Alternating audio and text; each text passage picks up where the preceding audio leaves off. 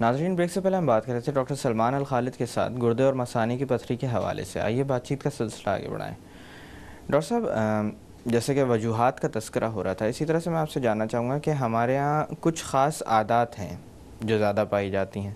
مثال کے طور پر پان، چھالیا، سگریٹ، چائے، جو ہمارے خطے میں بہت زیادہ بہتات میں استعمال کی جاتی ہے. بالکل. تو کیا یہ عادات بھی کوئی تعلق رکھتی ہیں گردے کی پتھری کے ساتھ؟ دیکھیے، پان کی جیسے آپ نے مثال دی، چھالیا کی آپ نے مثال دی. پان میں آپ کو پتہ ہے چونا شامل ہوتا ہے جی. اور پان بنانے کا جو طریقہ کار ہوتا ہے اس میں چونا ملایا جاتا ہے.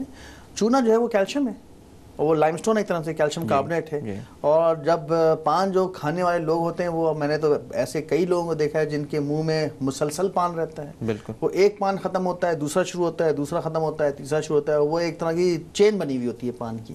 تو جب اتنی مقدار میں جب پان کھائیں گے تو آپ سمجھیں کہ ایکسٹرا اماؤنٹ میں وہ لائم جو کیلشیم ہے وہ آپ اپنے جسم میں لے رہے ہیں. اور جب یہ ایکسٹرا اماؤنٹ جب کیلشیم آپ جسم میں لے رہے ہیں تو ہمارے باڈی کو اتنی کیلشیم کی ضرورت نہیں ہے. اور جیسے میں نے شروع میں بتایا تھا کہ جو چیز بھی ایکسٹرا ہوتی ہے وہ جسم خارج کر دیتا ہے. تو پان کھانے والے پیشنٹس میں کیلشیم کی جو ایکسکریشن ہے یورین میں وہ بڑھتی ہے. اور جب کیلشیم کی ایکسکریشن جب بڑھے گی اور ساتھ میں منہ میں جب پان ہوتا ہے تو انسان پانی تو پیتا نہیں ہے. تو پانی بھی یہ لوگ اگر آپ ان کا تجزیہ کریں تو آپ کو اندازہ ہوگا یہ لوگ پانی بھی کم پیتے ہیں. تو وہ اپنا سمجھیں کہ جو کرسٹل لیول ہے وہ بڑھا رہے ہیں، پانی کا لیول کم کر رہے ہیں. تو یہ تو بالکل سمجھیں کہ پکی ریسیپی بن رہی ہے سٹون بننے کی. اور ایسے پیشنٹس میں سٹون بننے کے چانسز بہت زیادہ ہو جاتے ہیں.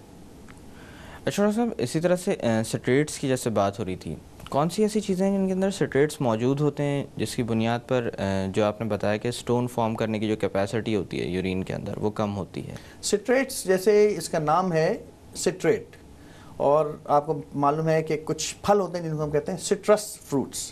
تو جتنے بھی، اور یہ سٹرس فروٹس وہ ہوتے ہیں جو سمجھیں کہ اورنج کی فیملی کے، اورنج کی فیملی کے نا، اس میں لیمن بھی شامل ہو جاتا ہے، کینو بھی ہے، موسمبی بھی ہے. اس طرح کی جتنے بھی پھل ہیں، نارنگی ہے، یہ سنترے ہیں، یہ سب جو ہیں سٹرس فروٹس کہلاتے ہیں. اور سٹرس فروٹس جو ہیں ان میں سٹریٹ کی کوانٹٹی اچھی خاصی ہوتی ہے. لیکن جتنی ہماری باڈی کو جن لوگوں کو ڈیفیشنسی ہو جاتی ہے سٹریٹ کی، ان کو اگر آپ کہیں کہ بھئی صرف اورنج یا کینو لے کے آپ اپنا ڈیفیشنسی پوری ہیں تو وہ عموماً پوری نہیں ہوگی، کیونکہ 1 یا 2 یا 3 کینو کھانے سے یا لیمن لینے سے کافی نہیں ہوگا. کم از کم 10 سے 12 کینو یا لیمن لیں تو وہ پھر وہ ڈوز اتنی سٹریٹ کی پرووائڈ کرتے ہیں کہ جس سے ہماری باڈی کمپنسیٹ کر سکے. ورنہ آپ کو پھر ٹیبلٹ فارم میں یا میڈیکل فارم میں آپ کو سٹریٹ دینا پڑے گا. اچھا ڈاکٹر صاحب، جب یہ مریض آپ کے پاس آتے ہیں سٹونز والے، تو کس طرح کی شکایت عموماً لے کر آ رہے ہوتے ہیں؟ دیکھیں، سٹون کی جو سب سے کامن جو شکایت ہے وہ تو درد ہے، جو عام طور سے گردے کے علاقے میں ہوتا ہے. آپ کو معلوم ہو گیا گردے ہمارے دائیں اور بائیں سائڈ پہ ہوتے ہیں. تو کبھی کسی مریض کو دائیں گردے ہوتا ہے، کبھی کسی کو بائیں طرف درد ہو رہا ہے. یہ درد عام طور سے پیچھے سے شروع ہوتا ہے اور آگے کی طرف آتا ہے. کبھی کبھی پیشاب کی نالی میں بھی محسوس ہو جاتا ہے. درد کی نوعیت ضروری نہیں ہے کہ ایک کنٹینیوس درد ہو.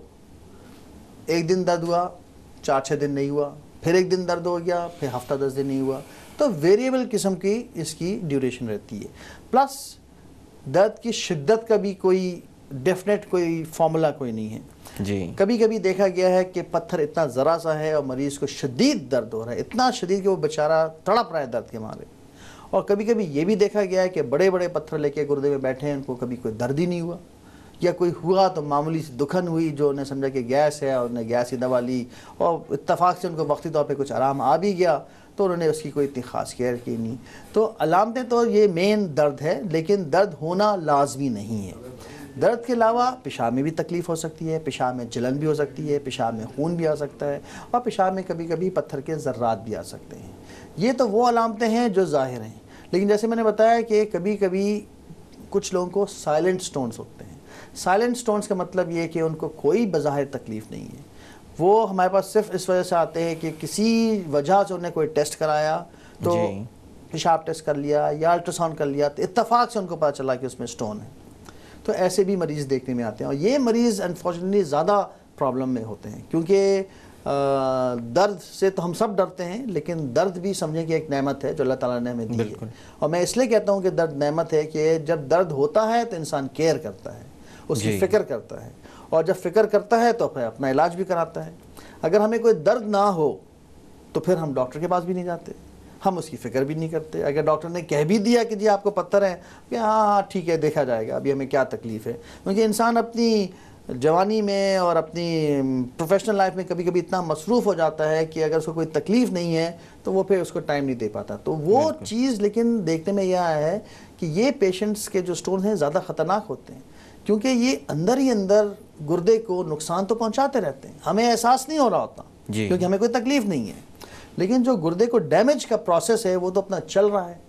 انفارچونیٹلی یہ پیشنٹس ہمارے پاس پھر اس سٹیج پہ جب آتے ہیں, جب کہتے ہیں نا سر سے پانی گزر گیا, مطلب یہ کہ کڈنی کا ڈیمیج اتنا زیادہ ہو گیا کہ اس کو اب ہم سیو نہیں کر سکتے, جو ایک بڑی انفارچونیٹ بات ہوتی ہے.